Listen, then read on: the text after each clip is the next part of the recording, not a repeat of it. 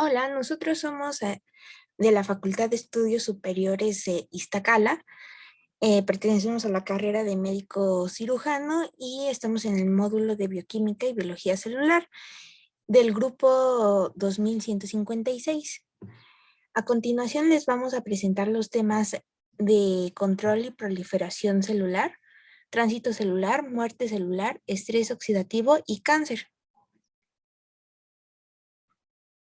Hola, yo soy Jimena Berenice Cerecedo Zurita, soy integrante del equipo y yo les presentaré el primer tema, que es control de proliferación celular, que a su vez se divide en regulación de las sinasas dependientes de las ciclinas y las características generales de la mitosis y la meiosis 1 y 2.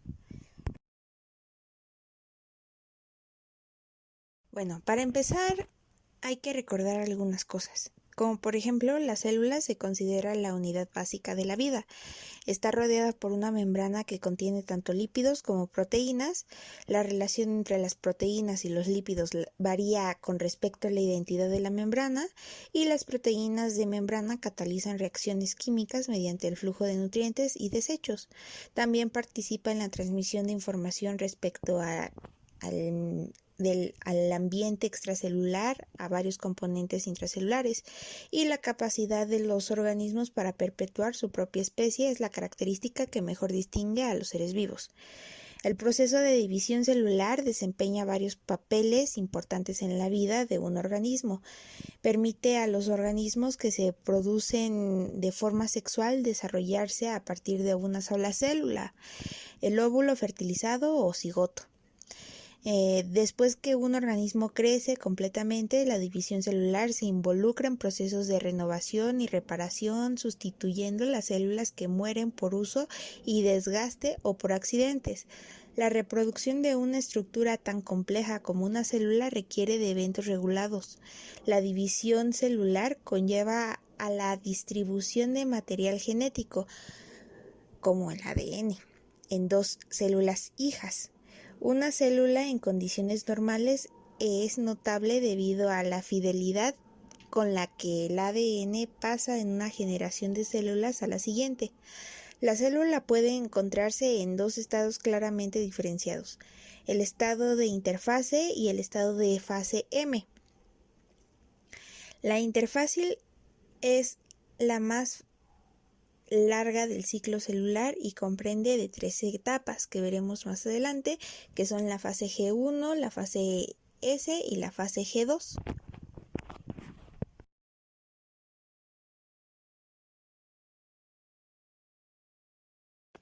Ya que recordamos estas generalidades, vamos a definir qué es el control de proliferación celular. Bueno, es aquella que designa el desarrollo de las células y se realiza a través de los mecanismos de mitosis, un fenómeno en el cual la célula de base se divide y da lugar al nacimiento de dos células hijas idénticas. ¿Cuál es la función específica? Bueno, la función básica más bien del ciclo celular es la de duplicar en forma exacta la gran cantidad de ADN cromosómico y luego distribuir las copias en células hijas genéticamente iguales. La duración del ciclo celular varía de manera significativa en distintos tipos de células.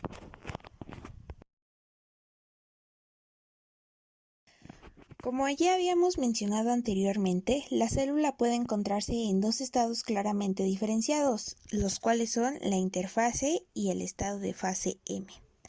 Bueno, la interfase es un periodo de tiempo que transcurre entre dos mitosis, y esta consta de la fase de síntesis y la fase G1 y G2.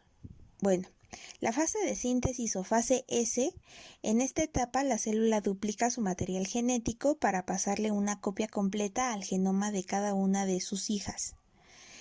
La fase G1 y G2, o también conocida como intervalo, entre la fase S y la fase M de cada ciclo hay dos fases denominadas intervalo, en las cuales la célula está muy activa metabólicamente, lo cual le permite incrementar su tamaño aumentando el número de proteínas y organelos.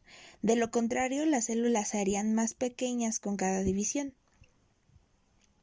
Por otro lado, la fase M o fase de mitosis, en esta fase se reparten las células hijas, el material genético duplicado a través de la segregación de los cromosomas.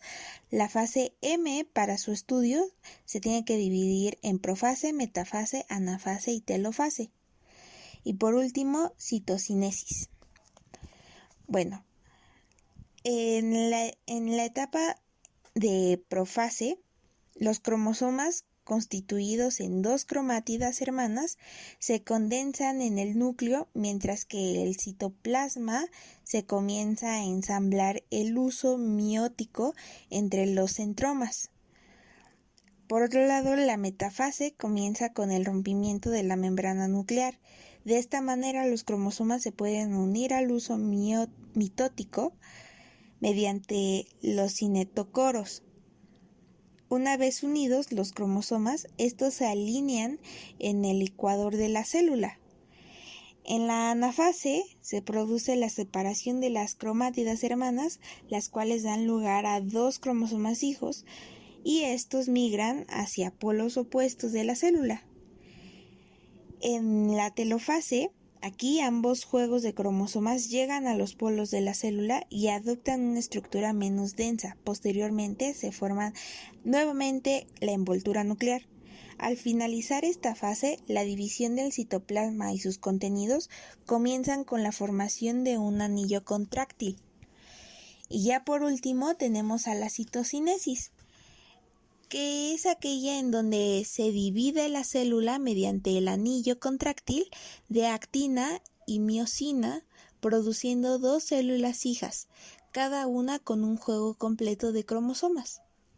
Cuando ya no se requieren más células, estas entran en un estado denominado G0, en el cual abandonan el ciclo celular y entran en un periodo de latencia.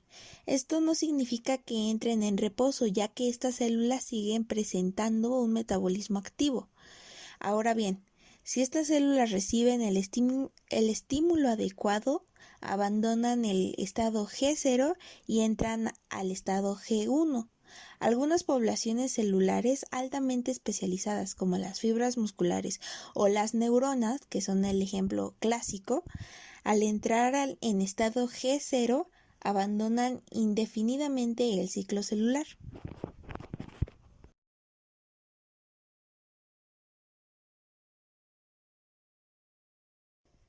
Cambiando un poquito de tema, tenemos a los componentes del sistema de control del ciclo celular. Esto se refiere a la regulación de la proliferación celular, crecimiento y síntesis de ADN. Estos están controlados por la maquinaria de regulación del ciclo celular y este proceso tiene una duración variada entre los organismos. La importancia de los puntos de control es que evitan la progresión del ciclo celular en presencia del ADN dañado, dando tiempo para que la reparación se produzca al mismo tiempo y se prevengan alteraciones genéticas capaces de propagarse en las generaciones posteriores. Consistentemente, los puntos de control proporcionan una barrera para el desarrollo del cáncer. En el ciclo celular hay 3 puntos controlados por sistemas de vigilancia del núcleo celular, diseñados para evitar que las células se puedan replicar si están dañadas, sobre todo a nivel del ADN. Una célula detenida en el ciclo por estos mecanismos puede activar los mecanismos de reparación del ADN o, si falla, empezar el proceso de apoptosis para eliminarse. El punto de control G1 es el primer punto de control. Se encuentra justo después del punto de restricción, aún en G1. En general, podríamos decir que el primer control se encarga de revisar las condiciones del medio buscando factores externos que induzcan el progreso del ciclo celular, revisar que la célula haya crecido lo suficiente y que el material genético esté intacto. La búsqueda de factores externos es muy importante, pues estos estimulan la síntesis de proteínas como algunas cinasas dependientes de ciclinas, y sin estas la continuación y el control del ciclo celular serían imposibles. Esto es importante porque participan en este puesto el complejo de cinasas dependientes de ciclinas tipo 2, que como los implicados en el punto de restricción también se encarga de inactivar la proteína del retinoblastoma y de favorecer el trabajo de un factor de transcripción involucrado en el control del ciclo celular que regula la expresión de genes necesarios para entrar a la fase S y el paso de su punto de control, y esto para que estén listas las enzimas necesarias para comenzar la síntesis de ADN en la fase S. Como punto número 2 tenemos al punto de control G2M. Es el segundo punto de control, ya les había mencionado. Se encuentra al final de G2. Los complejos de cinasas dependientes de ciclina tipo 1, ciclina A y ciclina B permiten el paso a través de este punto. En conjunto, la actividad de estos dos complejos se denominó factor promotor de la mitosis. A grandes rasgos, el segundo punto de control se encarga de revisar el material genético que se haya duplicado completamente, que el material genético no tenga errores y que el medio extracelular sea el adecuado. Se sabe una vez activado el complejo cinasa dependiente de ciclina, este se encarga de llevar a cabo tareas indispensables durante las primeras subfases de la mitosis. En resumen, los complejos de cinasas dependientes de ciclinas A y B se encargan de inducir el ensamble del uso mitótico y en parte de asegurarse de que los cromosomas se unan a este. Se encarga además de iniciar la condensación del material genético activando un grupo de proteínas conocidas como condensinas, de desemblar la envoltura nuclear fosforilando las láminas nucleares, de armar nuevamente el citoesqueleto celular y de la reorganización del aparato de Golgi y el retículo endoplasmático. Como tercer punto y último tenemos al punto de control M. Este último punto de control se encuentra en la fase M, entre la metafase y la anafase. Se encarga de revisar que todos los cromosomas se hayan unido al uso mitótico. Si detecta que uno de los cinetocoros no se encuentra unido, manda una señal negativa al sistema de control, bloqueando la activación de proteínas implicadas en la separación de las cromátidas hermanas. Específicamente inactiva el conjunto de adenomatous polyposis coli, lo que inhibe la inhibición de la separasa, impidiendo que las cromátides hermanas se separen hasta que la señal desaparezca.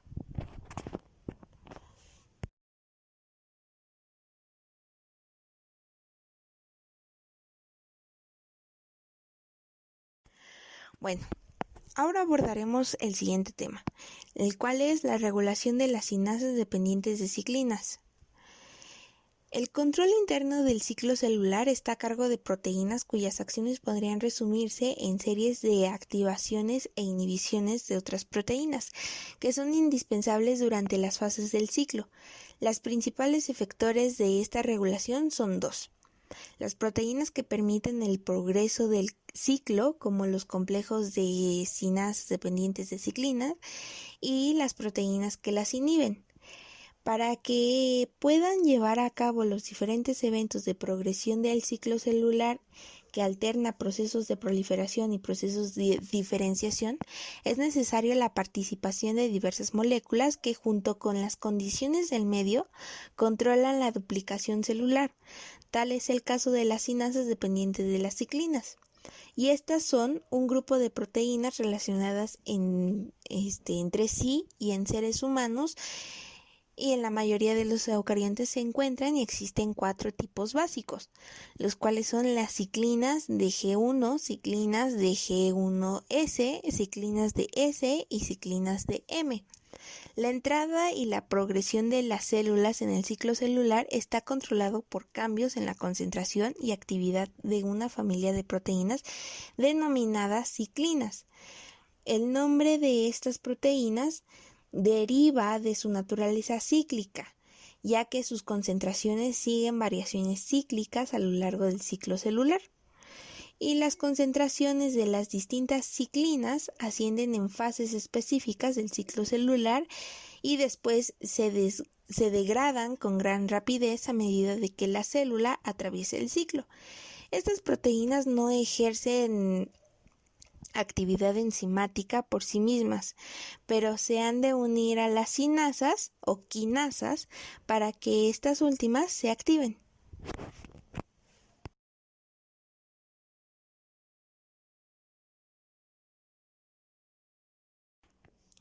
Continuando con el tema, ahora tenemos a la regulación de las sinasas dependientes de ciclinas, y estas nada más han descrito dos mecanismos importantes de regulación de la actividad de sinasas dependientes de ciclinas, las cuales pueden ser la interacción de proteína a proteína, o bien por su asociación a las ciclinas, o por su unión a moléculas inhibitorias.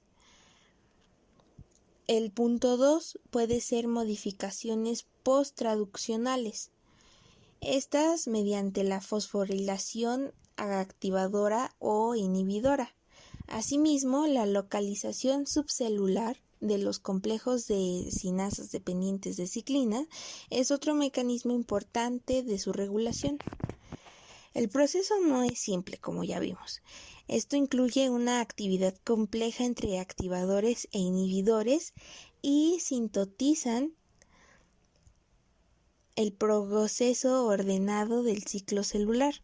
Algunas de estas proteínas bloquean a las enzimas o las degradan atrasando la proliferación celular, y otras transmiten señales de crecimiento precedentes de células, promoviendo la división celular.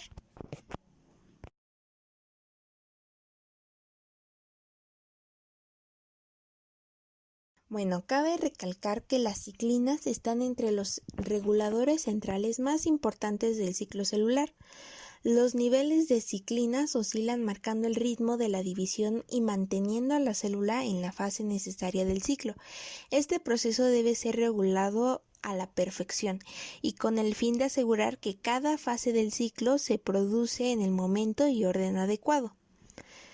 Cuando la cantidad de cada ciclina llega a un nivel de umbral, el proceso concreto se activa. Cada ciclina está asociada a una fase de transición o grupo de fases, en particular en el ciclo celular, y ayuda a impulsar los eventos de esta fase o periodo. Las ciclinas no activas directamente las maquinarias moleculares necesarias, sino que actúan regulando la actividad de una enzima concreta. Las sinasas dependientes de ciclina terminan uniéndose a ellas y abriendo su centro activo. Entonces, las sinasas activas añaden grupos de fosfato a otras proteínas de la célula, movilizando toda la maquinaria necesaria para la síntesis de ADN o la segregación de cromosomas o cualquier tarea específica por la ciclina en particular.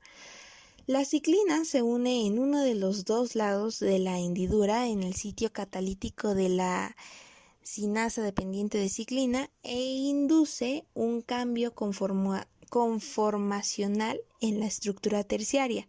Estos cambios activan a la sinasa al realinear el sitio activo y prevenir el bloqueo estérico que se presentaba. Esto ocurre en el ciclo celular específicamente durante la interfase y la fase M, que ya vimos anteriormente. Esto se da con dos objetivos principales: que el ADN se pueda multiplicar y una vez que esto suceda, se pueda segregar copias a las dos células hijas que se dan como resultado. Esto pasa siempre y cuando las condiciones sean adecuadas.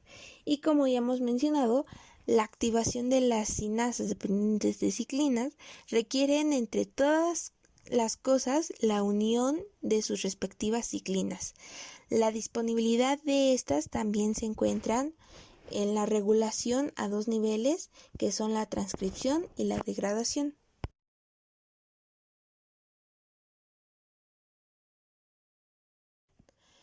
Ahora vemos como punto número 2 del tema en general las características generales de la mitosis y la meiosis tanto 1 y 2.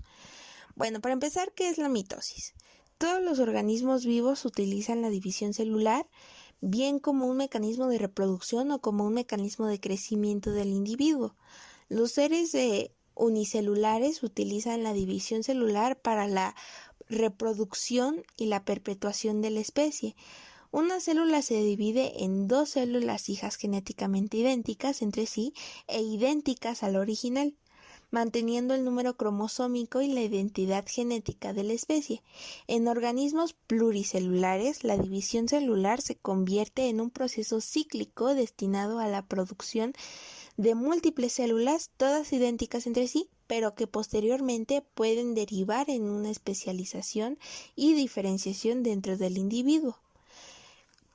Ahora, ya que tenemos claro esto, ¿qué es la meiosis? Bueno, la meiosis es el proceso mediante el cual se forman unas células que llamamos gametos y cuya característica principal es que poseen la mitad de ADN que el resto de las células del individuo.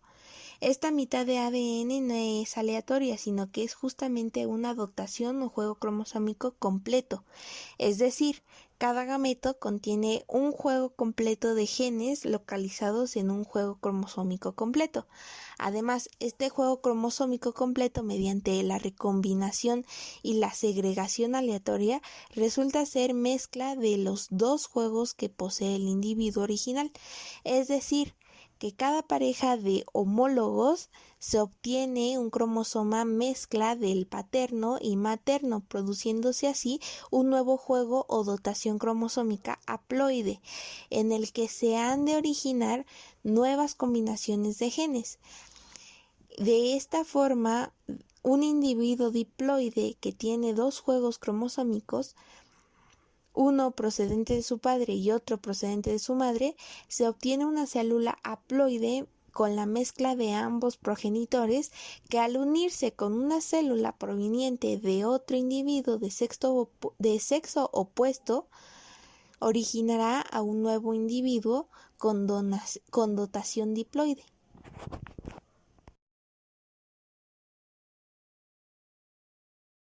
Bueno, profundizando un poquito con el tema de características generales de mitosis, como ya les había dicho anteriormente, en esta fase se reparte a las células hijas el material genético duplicado a través de la segregación de los cromosomas.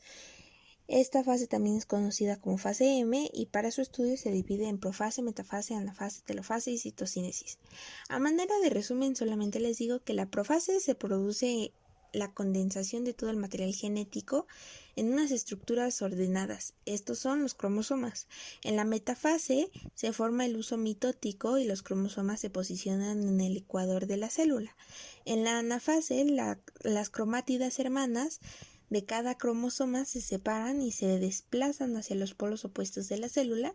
En la telofase se forman nuevamente la envoltura nuclear y los cromosomas hijos inician la reconstrucción del núcleo en los polos de la célula, y la citocinesis va a ser el proceso en el que la segmentación del citoplasma y la consiguiente formación de dos células hijas.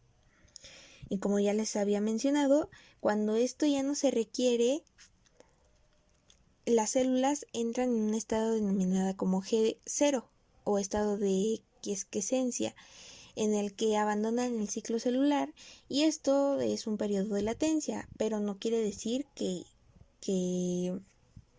entran en un periodo de reposo, ya que siguen presentando un metabolismo activo, pero hay células que de plano sí abandonan el ciclo celular, y estas células son células especializadas, como ya les había dicho, que podrían ser las fibras musculares o el clásico ejemplo que son las neuronas.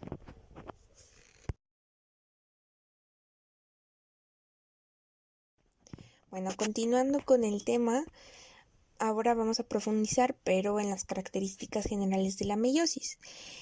Y bueno, es aquella división que sufren los gametos, que les acabo de decir, al tener la mitad de la dotación cromosómica de una célula somática, Y así en un organismo diploide en donde cada cromosoma presenta 2 copias, los gametos tendrán solo una copia de cada uno, es decir, se reduce el contenido del material genético a la mitad, de modo que cuando los gametos se fusionan para formar un cigoto, el número original de cromosomas se restablece. Antes del inicio de la meiosis ocurre la replicación del material genético. En la meiosis se identifican tanto la meiosis 1 y la meiosis 2, se identifican las siguientes etapas, que son la profase, la metafase, la anafase y la telofase. La profase, como punto número 1, la profase 1, en esta etapa ocurre la desintegración de la membrana nuclear, la desaparición del núcleo y formación del huso mitótico, y esta se ha dividido en 5 estadios. En el estadio 1 tenemos al leptoteno. Los cromosomas se condensan y acortan. En el cigoteno, los cromosomas homólogos se aparean punto por punto en todo su largo en un proceso llamado sinapsis. En el paquiteno, los cromosomas continúan acortándose y engrosándose. Cada uno está formado por 2 cromátidas hermanas. Por lo tanto, los cromosomas en sinapsis se denominan tetradas porque se observan 4 cromátidas. Y esto se produce entonces el entrecruzamiento o crossing over, que es un proceso de enorme importancia mediante el cual los cromosomas homólogos intercambian sus segmentos. En el diploteno se desorganiza la carioteca, los cromosomas aún unidos parecen repelarse el uno al otro, quedando unidos solo por algunos puntos llamados quiasmas. En la diacinesis, los cromosomas se unen a las fibras del huso cinetocórico y a los quiasmas se desplazan hacia los extremos. En esta etapa apenas se distingue el diploteno y podemos observar los cromosomas algo más condensados y los quiasmas. El final de la diacinesis, por lo tanto, en la profase 1 meiótica, viene marcado por la rotura de la membrana nuclear. Durante toda la profase 1 continúa con la síntesis del ARN en el núcleo y al final de la diacinesis cesa la síntesis del ARN y desaparece el nucleolo. Continuando con las demás etapas, sigue la metafase 1. Aquí los cromosomas homólogos aún unidos son arrastrados hacia el ecuador de las fibras del huso formando la placa metafásica, y en la anafase 1 los cromosomas homólogos se separan y las cromátidas hermanas permanecen unidas por respectivos centrómeros. Aquí la telofase 1, pues ya por último, se reorganizan los núcleos y se produce la citocinesis. En cada núcleo habrá una sola serie de cromosomas duplicados y modificados por el entrecruzamiento.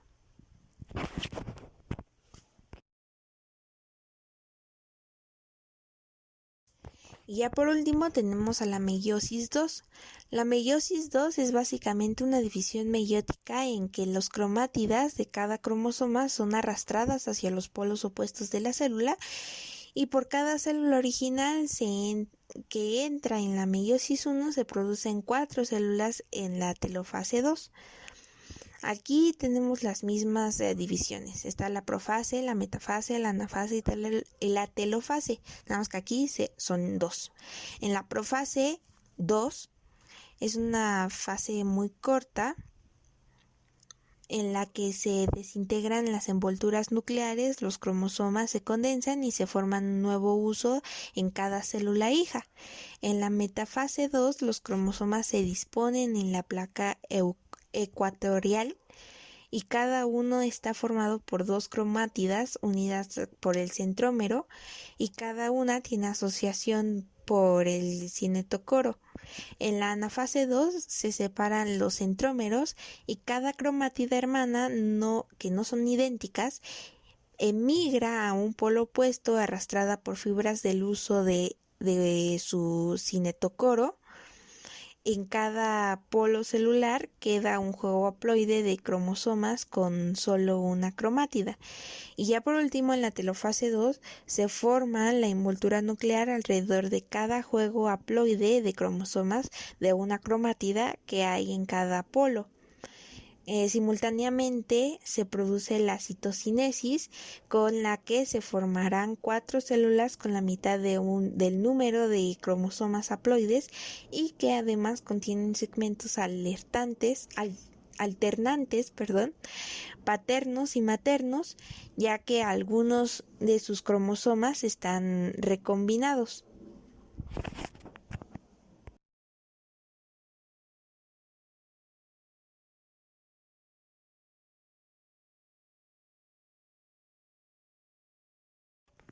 Y bueno, aquí ya está en las imágenes de cómo es esto gráficamente en las distintas etapas que les acabo de mencionar, tanto en la profase 2, que es muy corta, y les había dicho que aquí se desintegran las envolturas nucleares. En la metafase 2, los cromosomas se disponen en la placa ecuatorial. En la anafase 2 se separan los centrómeros y cada cromatida hermana emigra hacia un polo opuesto. Y por último, la telofase 2 se forma la envoltura nuclear alrededor de cada juego haploide de cromosomas en una cromatida que hay en cada polo.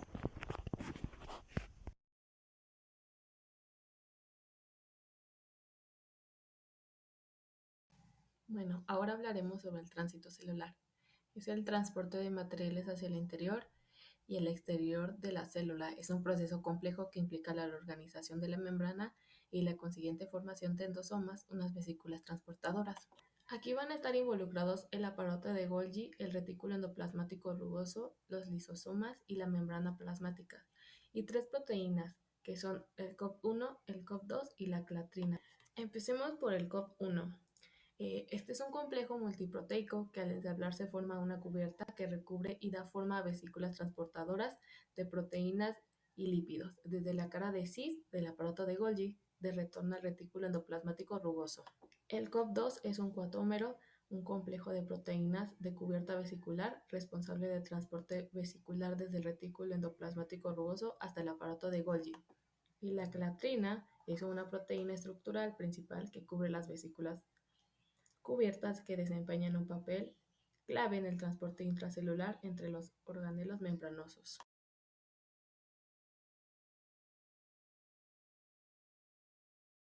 El proceso del tránsito vesicular es un proceso bidireccional. Esto quiere decir que si un organelo envía vesículas al otro, ese mismo también le va a enviar a él. Y existen 2 tipos de rutas, la ruta retrógrada y la ruta anterógrada. En la ruta retrógrada va a ir de la membrana al retículo pasando por el aparato de Golgi. También le podemos llamar proceso de endocitosis, ya que van a entrar sustancias a la célula. Y en la ruta anterograda va a ir del retículo a la membrana pasando por el aparato de Golgi. También le podemos decir proceso de exocitosis, ya que van a liberar una sustancia al exterior de la célula.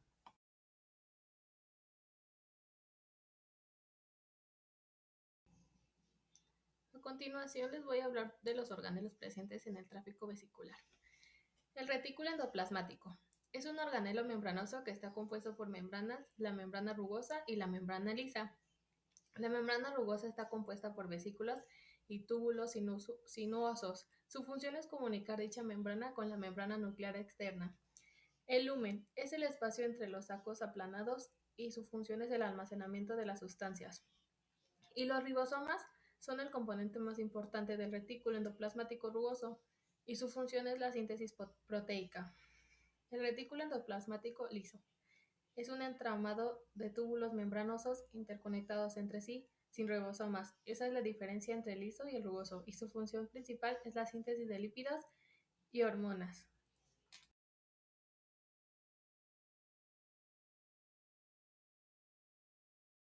El aparato de Golgi forma parte del sistema membranoso celular. Se sitúa próximo al núcleo y en las células animales rodeando al centriolo. En su estructura encontraremos al liptosoma, que está compuesto por cisternas. Las cisternas tienen cara cis y una cara trans, por proteínas fibrosas, vesículas de secreción y microtúbulos. Entre sus funciones encontraremos la maduración, clasificación y distribución de proteínas, así que lo llamaremos como un centro de reparto de moléculas, y allí se terminan de sintetizar los esfingolípidos y las proteínas.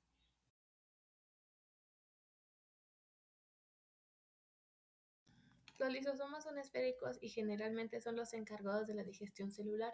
Se componen de transportadores de membrana que cumplen la función de que los productos de la degradación sean llevados correctamente al citosol. La membrana propia del lisosoma es la encargada de proteger a la célula de carácter destructivo que tiene dicho organelo, ya que dentro de él se encuentran las enzimas e hidrolasas ácidas que son capaces de degradar varios tipos de sustancias. Sus funciones son la exocitosis, degradación, sensor metabólico, y se clasifican en lisosomas primarios y secundarios.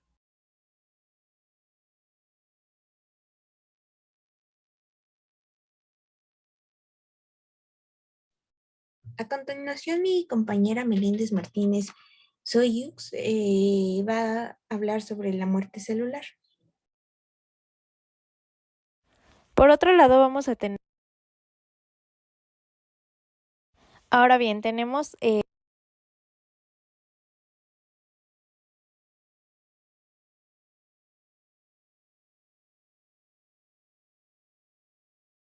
la muerte celular.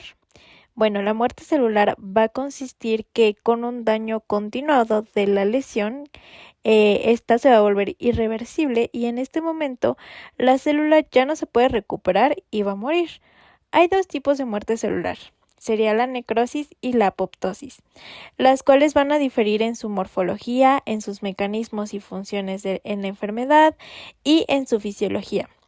Cuando el daño en las membranas es intenso, las enzimas salen de los lisosomas, van a penetrar en el citoplasma y digieren la célula, lo cual da lugar a la necrosis. Los contenidos celulares también van a salir a través de la membrana plasmática dañada y desencadenan una reacción en el huésped, que esta va a ser llamada inflamación. Bueno, la necrosis va a ser una vía principal de muerte celular en las lesiones más comunes, como las resultantes de isquemia, exposición a toxinas, diversas infecciones y traumatismos, y también cuando una célula carece de factores de crecimiento o cuando el ADN de la célula o las proteínas resultan dañados sin posibilidad de reparación. La célula se mata a sí misma mediante otro tipo de muerte denominada apoptosis, que esta se va a caracterizar por la disolución nuclear sin una pérdida completa de la integridad de la membrana. Mientras que la necrosis es siempre un proceso patológico, la apoptosis forma parte de muchas funciones normales y no necesariamente se asocia a una lesión celular patológica. Además, pues la apoptosis no induce una respuesta inflamatoria para adaptarse a su papel en determinados procesos fisiológicos. Tenemos algunas características que son diferentes entre sí, entre la necrosis y la apoptosis. Por ejemplo, el tamaño celular va a ser aumentado en la necrosis, va a haber una hinchazón, mientras que en la apoptosis va a ser reducido, va a ser todo lo contrario, va a ser una retracción. En el núcleo tenemos pignosis, cariorexis y canolisis en la necrosis, y en la apoptosis vamos a tener una división en fragmentos del tamaño del nucleosoma. En la membrana plasmática, en la necrosis la vamos a tener rota, y en la apoptosis va a estar intacta. Va a ser una estructura alterada, especialmente en la orientación de los lípidos. Los contenidos celulares en la necrosis va a ser una digestión enzimática, pueden salir de la célula, y en la apoptosis va a ser intacto, pueden ser liberados en cuerpos apoptósicos. Por ejemplo, en la inflamación adyacente, en la necrosis va a ser frecuente y en la apoptosis pues no va a haber una inflamación. Y en el papel fisiológico o patológico, la necrosis siempre va a ser patológica y va a determinar en la culminación de la lesión celular irreversible, mientras que en la apoptosis con frecuencia, muy frecuentemente, va a ser fisiológica. Este va a ser un medio para eliminar células no deseadas. Puede ser patológica después de algunas formas de lesión celular y pues estos van a ser especialmente en el daño del ADN y de las proteínas. Ahora bien, tenemos como tal la definición de la necrosis. La necrosis es el tipo de muerte celular asociada a la pérdida de la integridad de la membrana con extravasación del contenido celular y que va a culminar en la disolución de las células, sobre todo por la acción degradante de las enzimas sobre las células con lesiones mortales. El contenido que se extravasa de las células suele inducir una reacción local en el huésped, que se llama inflamación y que trata de eliminar las células muertas e iniciar el consiguiente proceso de reparación. Las enzimas responsables de la digestión de la célula pueden proceder de los lisosomas de las propias células que se están muriendo, así como los lisosomas de los leucocitos que son reclutados como parte de la reacción inflamatoria frente a las células muertas. Por ejemplo, en la siguiente imagen tenemos en la imagen A unos túbulos renales normales con células epiteliales viables. En la imagen B ya tenemos una lesión isquémica temprana que va a ser reversible y que muestra bullas en la superficie, aumento de la eosinofilia del citoplasma e hinchazón de algunas células. Y en la imagen C ya tenemos una lesión necrótica que va a ser una lesión irreversible de células epiteliales con pérdidas de núcleo y fragmentación de células y extravasación de los contenidos. Tenemos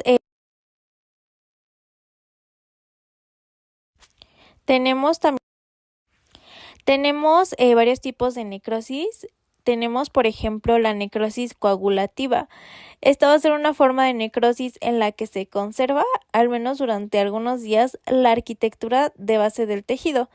Los tejidos afectados van a adoptar una textura firme.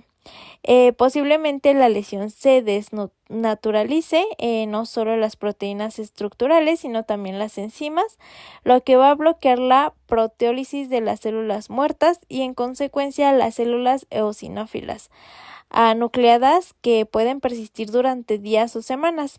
La necrosis coagulativa es característica de infartos, áreas de necrosis isquémica en todos los órganos sólidos, también salvo el encéfalo. También tenemos la necrosis por licuefacción, que se describe en las infecciones bacterianas o en ocasiones micóticas focales, dado que los microbios estimulan la acumulación de células inflamatorias y las enzimas de leucocitos licúan el tejido. La muerte por hipoxia de las células del sistema nervioso central también suelen asociarse a una necrosis por licuefacción. Tenemos también la necrosis gangrenosa. Esta va a referirse a la afección de un miembro, sobre todo el inferior, por una pérdida de la irrigación con la consiguiente necrosis por coagulación de múltiples capas de tejido. También tenemos la necrosis gaseosa, que se produce sobre todo en la infección tuberculosa. El término gaseosa significa parecida al queso y alude al aspecto blanco amarillento friable de la zona de necrosis.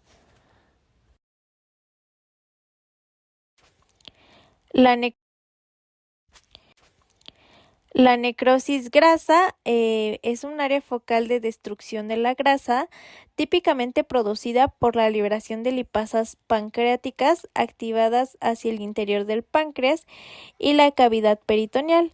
Este cuadro se va a asociar a una emergencia abdominal desastrosa llamada pancreatitis aguda. Y también por otro lado tenemos la necrosis fibrinoide, que es una forma especial de necrosis que se reconoce con microscopía óptica y que se suele encontrar en las reacciones inmunitarias durante durante las cuales se depositan complejos de antígenos y anticuerpos en las paredes de las arterias. Por otro lado, tenemos la otra forma de muerte celular que se denomina apoptosis. La apoptosis es una vía de muerte celular, como ya lo hemos mencionado, en la que las células van a activar enzimas capaces de degradar el ADN por la propia célula, así como las proteínas nucleares y citoplasmáticas. La membrana plasmática de la célula apoptósica permanece intacta, pero la membrana se ve modificada de tal modo que la célula y sus fragmentos se convierten en dianas llamativas para los fagocitos. La célula muerta va a ser eliminada rápidamente antes de que sus componentes se hayan liberado y por lo tanto la membrana muerta por esta vía no desencadena una reacción inflamatoria en el huésped. Así, la apoptosis va a diferir de la necrosis, que se va a caracterizar por la pérdida de la integridad de la membrana, como ya lo habíamos mencionado, la digestión enzimática de las células, la extravasación de los contenidos celulares y frecuentemente la reacción de huésped. Sin embargo, la apoptosis y la necrosis coexisten en ocasiones y la apoptosis inducida por algunos estímulos patológicos después puede progresar a necrosis. Dentro de las causas de la apoptosis vamos a tener que, por ejemplo, la apoptosis siempre la mayoría de las veces se va a producir en muchas situaciones normales y va a servir para eliminar células potencialmente dañinas y otras que han sobrevivido a su utilidad. Asimismo, es un acontecimiento patológico cuando las células son dañadas más allá de una posible reparación, sobre todo cuando el daño afecta al ADN y a las células o a las proteínas de la célula. En estas situaciones, la célula irreparablemente es eliminada. Vamos a tener que la apoptosis en situaciones fisiológicas pues va a ser un fenómeno normal que va a servir para eliminar las células que ya no son necesarias y para mantener una cifra constante de diversas poblaciones celulares en los tejidos. Es importante, por ejemplo, en algunas de las siguientes situaciones, por ejemplo, la destrucción programada de las células durante la embriogenia, el desarrollo normal se asocia a la muerte de algunas células, con aparición de células y tejidos nuevos, que inicialmente el término de muerte celular programada se acuñó para aludir a esta muerte de células específicas en un momento concreto durante el desarrollo de un organismo.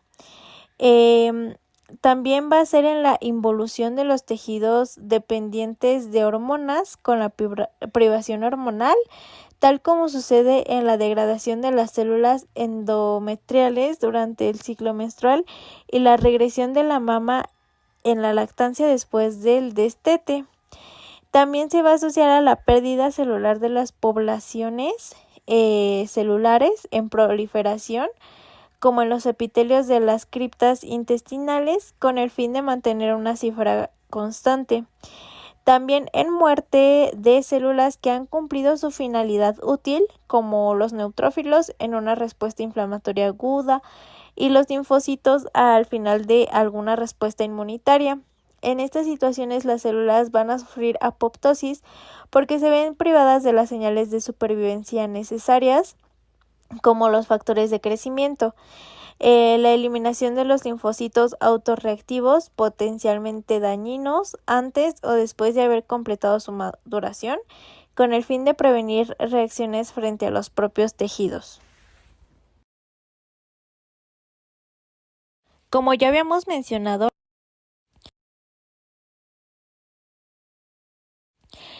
Como ya habíamos mencionado, la apoptosis también se puede dar en situaciones patológicas. La apoptosis elimina las células que se hallan genéticamente alteradas o lesionadas sin posibilidad de reparación, sin desencadenar una reacción intensa en el huésped, manteniendo así el daño lo más contenido posible.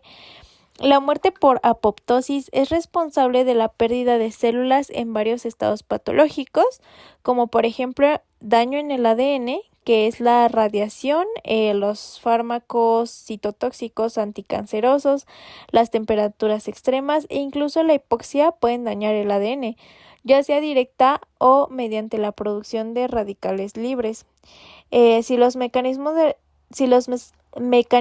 de reparación no pueden hacer frente a la lesión, la célula desencadena mecanismos intrínsecos que inducen la apoptosis.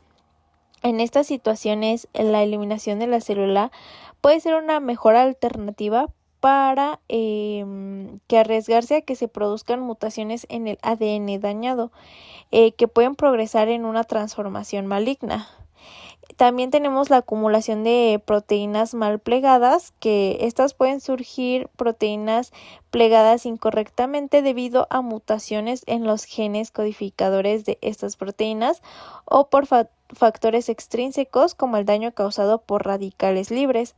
Una acumulación excesiva de estas proteínas en el retículo endoplasmático lleva a una afección denominada estrés del retículo endoplasmático, que va a culminar en la muerte apoptósica de las células. También tenemos lesión celular en ciertas infecciones, sobre todo en las infecciones víricas, en las que la pérdida de células infectadas se debe a gran parte a muerte apoptósica, que puede ser inducida por el virus, como las enfermedades por adenovirus y por el virus de inmunodeficiencia humana, o por la respuesta inmunitaria del huésped, como la hepatitis vírica. También tenemos la atrofia patológica en órganos parenquimatosos después de la obstrucción de conductos, como sucede en el páncreas, la glándula parótida y el riñón. También va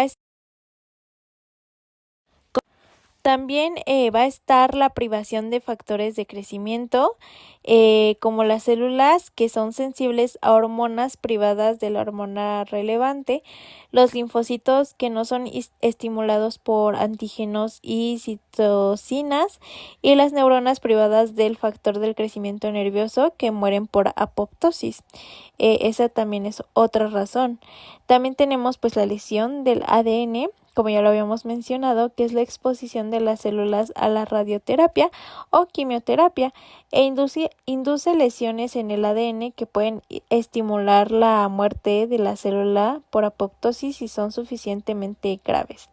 Y vamos a mencionar una vez más la acumulación de proteínas mal plegadas, que es el estrés del retículo endoplasmático.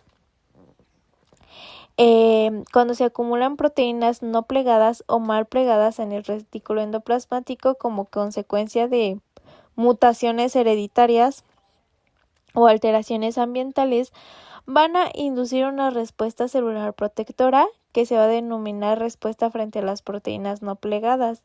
Esta respuesta activa unas vías de transmisión de señales que incrementan la producción de chaperonas y retrasan la traducción de proteínas, lo que va a contribuir a reducir las concentraciones de proteínas mal plegadas dentro de la célula. La acumulación intracelular de proteínas mal plegadas en el contexto, por ejemplo, del envejecimiento, en caso de las mutaciones o ante factores medioambientales desconocidos, puede provocar una serie de enfermedades, porque se reduce la disponibilidad de proteínas normales o porque inducen lesiones en la célula. Actualmente se reconoce que que la muerte celular como consecuencia de errores en el plegamiento de las proteínas es un rasgo característico presente en una serie de enfermedades neurodegenerativas como las del Alzheimer, el Huntington o Parkinson, y probablemente también en la diabetes tipo 2. La falta de glucosa y oxígeno y algunas situaciones de estrés, como las infecciones, también van a provocar un mal plegamiento de las proteínas que ocasiona lesiones y muerte de las células.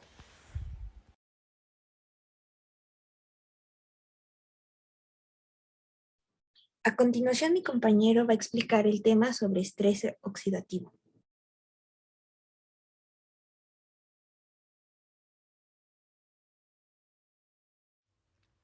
Bueno, continuando con los temas, voy a mencionar lo que es el estrés oxidativo.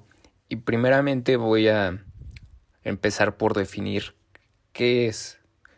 Pues bueno, ¿qué es este estrés oxidativo? Es un proceso que se produce en nuestro cuerpo y pues esto es debido a un exceso de radicales libres. Bien, eh, y pues también a falta de antioxidantes para contrarrestarlos. El aumento de estos radicales libres y de oxígeno en nuestro cuerpo da lugar o hace que nuestras células se oxiden, afectando lo que son sus funciones y por ende también dañándolas. Un radical libre, pues bueno, es una molécula que cada día se produce en nuestro organismo como resultado de las reacciones biológicas que se producen en la célula. Estos radicales son necesarios para mantener un buen estado de salud.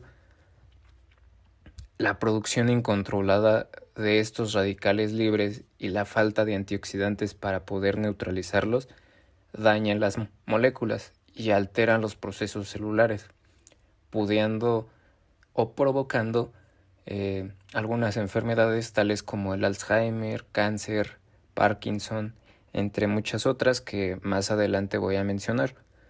Aquí, como se ve en la imagen, pues bueno, se ve la báscula, la balanza, en donde pues si la producción de radicales libres supera esta capacidad de los antioxidantes, se produce o se va a hacer lo que se conoce como el estrés oxidativo y por ende pues un daño celular.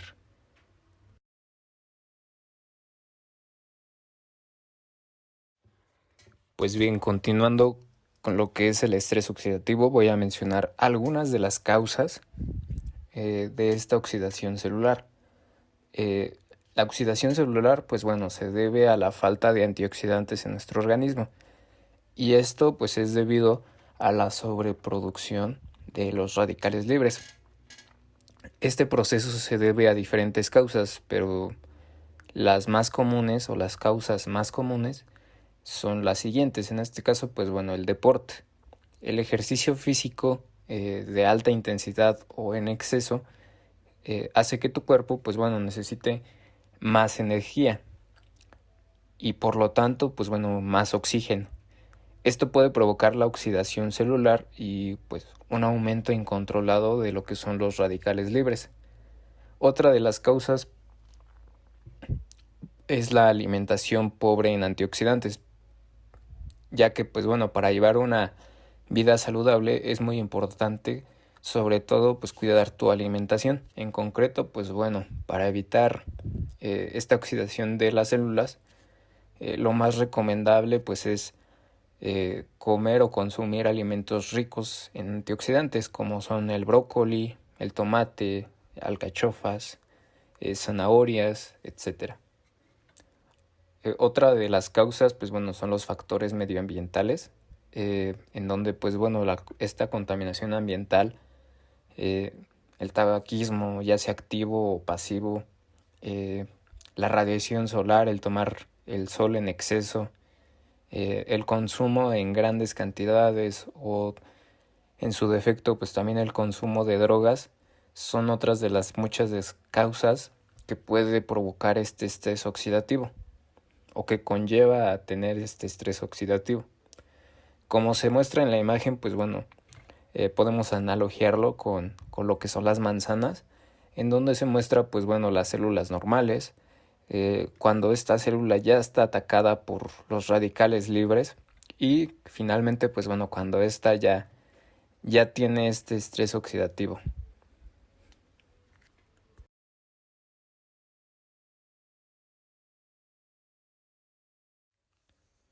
Bien, continuando, quise poner esta imagen ya que, pues bueno, me agradó a base de y en forma de resumen,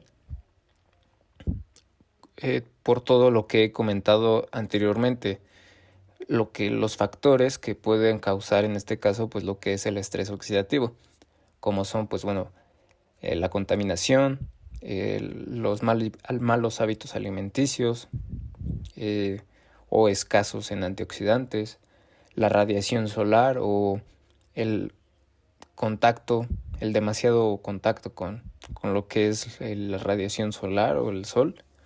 Y pues bueno, finalmente lo que es el deporte en exceso. Esto lo puse como a base de resumen y pues bueno, sobre todo un poco gráfico para que pues fuera un poco más entendible la información y un poco más gráfica.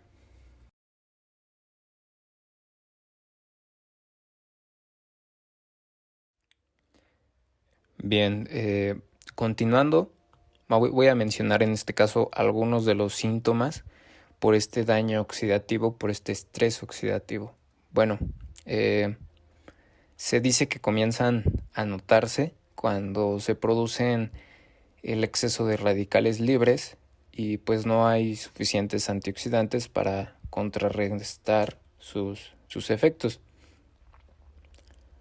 Algunos de estos síntomas que pueden presentarse pues es el envejecimiento prematuro, en donde aparecen arrugas, manchas en la dermis y pues esta va a hacer que pierda su tersura habitual.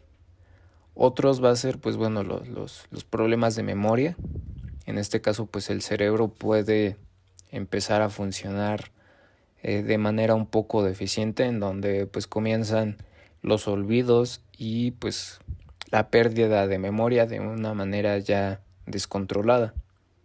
Otra sintomatología pues podría ser los cambios físicos, ya que pues es posible que esto nos genere una mayor rigidez en lo que son pues nuestras articulaciones, la pérdida de lo que es nuestra fuerza muscular y problemas de lo que es ya la movilidad. Y pues bueno, finalmente también algunos de estos síntomas son los problemas cardiovasculares, en donde la oxidación celular pues puede provocar lo que son las arritmias y alteraciones en lo que es ya la tensión arterial. Continuando con lo que mencionaba igual al principio de las enfermedades que están relacionadas al estrés oxidativo, los radicales libres y el estrés oxidativo pues están ligadas a lo que son ya diversas enfermedades, como lo mencionaba, que es el cáncer, la hipertensión arterial, la aterosclerosis, enfermedades cardiovasculares, obesidad, diabetes, Alzheimer, enfermedades oculares y lupus.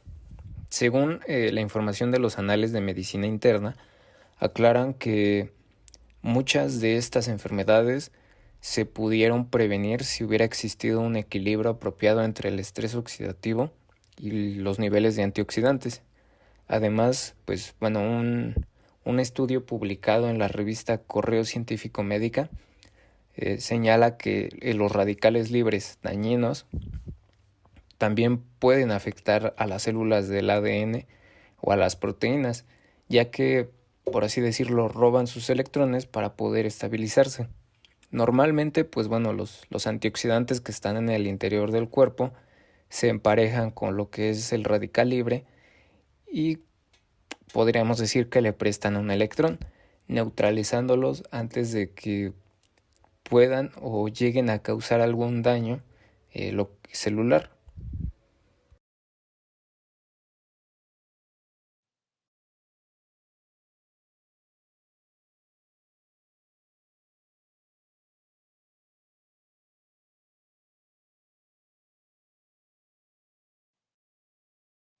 Proseguimos con el tema de cáncer, en donde se van a abarcar su definición y la diferencia entre las neoplasias benignas y malignas. Comencemos con la definición.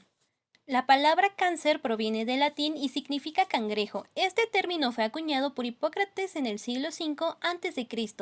Esto para describir enfermedades en las que los tejidos crecen y se diseminan de forma incontrolada por todo el organismo, asfixiando finalmente la vida. Por lo tanto, el cáncer se define por una combinación de dos propiedades: la capacidad de las células para proliferar de una manera incontrolada y su capacidad para extenderse por todo el organismo.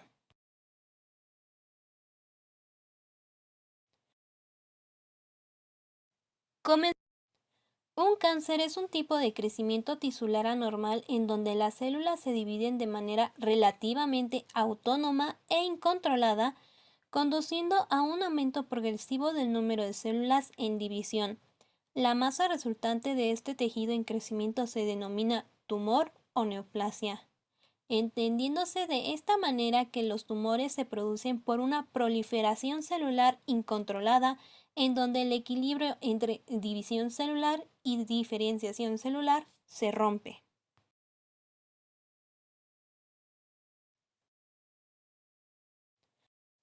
El cáncer se puede originar en casi cualquier órgano. Además, dependiendo del tipo celular implicado, se puede agrupar en diversas categorías, ya sea carcinomas, entre los que se encuentra cerca del 90% de todos los cánceres. Estos surgen a partir de células epiteliales que cubren las superficies corporales externas e internas.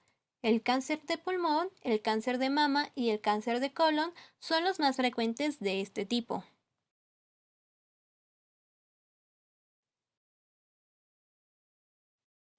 En cambio, los sarcomas se van a desarrollar a partir de tejidos de soporte, tales como el hueso, el cartílago, la grasa, el tejido conjuntivo y el músculo. También se encuentran lo que son los linfomas y las leucemias. Estos surgen a partir de las células de origen sanguíneo y linfático, reservándose el término de leucemia para situaciones en las que las células cancerígenas residen y proliferan principalmente en el torrente circulatorio, más que creciendo como masas sólidas de tejido. Dif-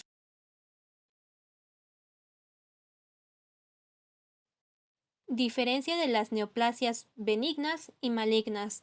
Recordemos que las neoplasias son masas anormales de tejidos que crecen de forma incontrolada, excesiva, autónoma e irreversible, superando a los tejidos normales en la velocidad de crecimiento en algunas ocasiones, y que poseen rasgos funcionales y morfológicos diferentes a los de sus precursoras.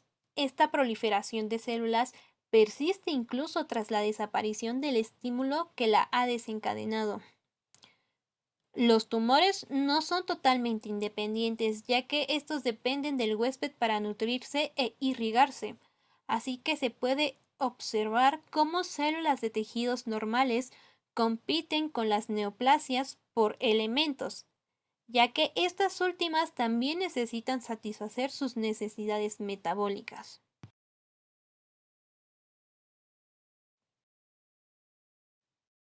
Entonces, si se realiza una comparación del crecimiento normal y el crecimiento tumoral en el epitelio de la piel, se observa que en el crecimiento epitelial normal, la proliferación de las células situadas en la membrana basal da lugar a nuevas células que migran hacia la superficie externa de la piel, cambiando de forma y perdiendo la capacidad de dividirse. El resultado es que no se produce un acúmulo neto de células en división. En cambio, en el crecimiento tumoral, este proceso ordenado se ve alterado y algunas de las células que migran hacia la superficie externa retienen la capacidad de dividirse. En el crecimiento tumoral, la división celular no está apropiadamente equilibrada con la diferenciación celular, conduciendo de esta manera a un aumento progresivo en el número de células en división.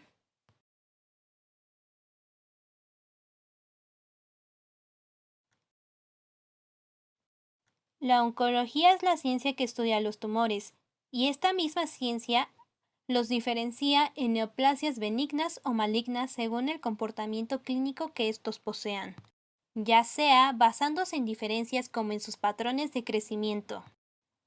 Un tumor benigno crece en un área delimitada y localizada y raramente es peligroso, mientras que un tumor maligno es capaz de invadir los tejidos circundantes, de entrar en el torrente circulatorio y de diseminarse hacia partes distantes del cuerpo, lo que lo convierte en una grave amenaza para la salud. Entonces, los tumores benignos son aquellos cuyas características microscópicas y macroscópicas no son graves, es decir, el tumor se encuentra en una zona bien localizado y se puede curar mediante una extirpación quirúrgica. En cambio, los tumores malignos son aquellos que se pueden infiltrar en estructuras adyacentes, destruyéndolas o propagándose a lugares lejanos, dado a lugar a implantes secundarios, es decir, metástasis, y ocasionando así una posible muerte segura.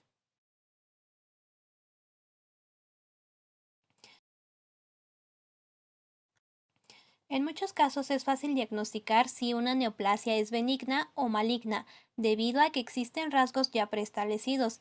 En otras ocasiones no es tan fácil debido a que no hay relación clara entre el comportamiento del tumor y su aspecto. Para diferenciar entre malignos y benignos existe una serie de factores, iniciando con el grado de diferenciación. El grado de diferenciación muestra la similitud de forma y funcional que guardan las células neoplásicas con las que proceden. Por ello, encontramos que las células de las neoplasias benignas suelen estar, por lo general, bien diferenciadas y se parecen a sus precursoras, mientras que las neoplasias malignas pueden tener una perfecta diferenciación o estar indiferenciadas. Se contempla también lo que es la rapidez del crecimiento. Lo habitual es que las neoplasias malignas crezcan mucho más rápido que las benignas. Por eso avanzan localmente e incluso pueden llegar a lugares lejanos produciendo metástasis, pero hay algunas excepciones por lo que no siempre esto es así. Hay factores que pueden aumentar o disminuir la velocidad de crecimiento, como por ejemplo la irrigación. Encontramos neoplasias malignas que desaparecen por necrosis, dejando implantes secundarios en otras regiones del organismo que han migrado, o también cánceres que crecen lentamente durante muchos años y de forma súbita crecen rápidamente. Pero lo más normal es que los cánceres crezcan progresivamente durante años a una velocidad específica, tardando así años en provocar lesiones importantes. Otro aspecto importante es la invasión o infiltración local. Los cánceres pueden invadir tejidos, mientras que los benignos no, ya que poseen una cápsula fibrosa que los separa del tejido normal que procede del estroma de este. Esta cápsula se construye a medida que se van atrofiando las células, aunque esto no siempre ocurre de esta manera, ya que nos podemos encontrar tumores benignos sin cápsulas. Las neoplasias malignas crecen por infiltración, invasión, destrucción y penetración en el tejido adyacente y de manera continua. Los cánceres no tienen una cápsula definida, pero sí tienen prolongaciones, que son las que permiten la infiltración local. La metástasis es la característica que permite de una mejor manera diferenciar entre los tumores malignos o benignos, seguida de la capacidad de la invasión local.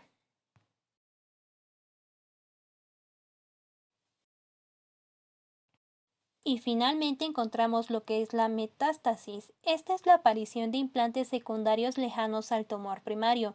Si un tumor ha generado metástasis, entonces es maligno, pero la capacidad de metastatizar de cada cáncer es diferente. Unos pueden poseer una gran capacidad invasiva, pero no metastática, mientras que otros pueden metastatizar ya desde el inicio. Cuanto mayor sea el tamaño del tumor primitivo, mayor la capacidad de metástasis. Sin embargo, esta regla no siempre se cumple, por lo que hay algunas excepciones. Los tumores malignos pueden migrar de 3 formas diferentes. La primera es a través de la siembra de las cavidades corporales. Esta se produce como un tumor que invade una cavidad corporal. Un ejemplo sería el carcinoma del colon, que atraviesa las paredes del intestino para llegar hasta la cavidad peritoneal. También se encuentra la propagación linfática.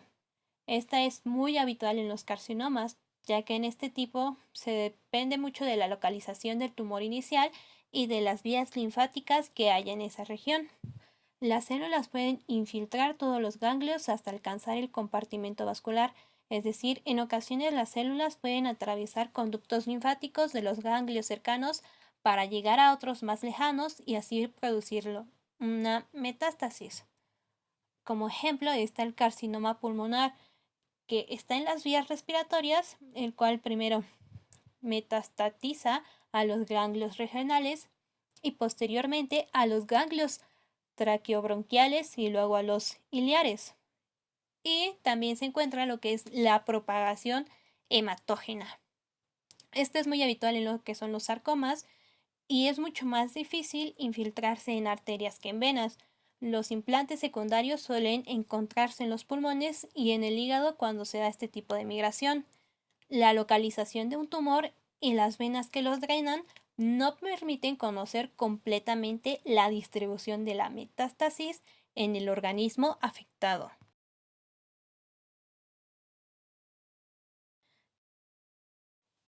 Es importante conocer las diferencias que existen entre un tumor maligno y uno benigno, ya que éstas nos ayudan a identificar o a localizar un cáncer en su fase primaria, y con ello podemos evitar la muerte de un paciente dándole tratamiento oportuno.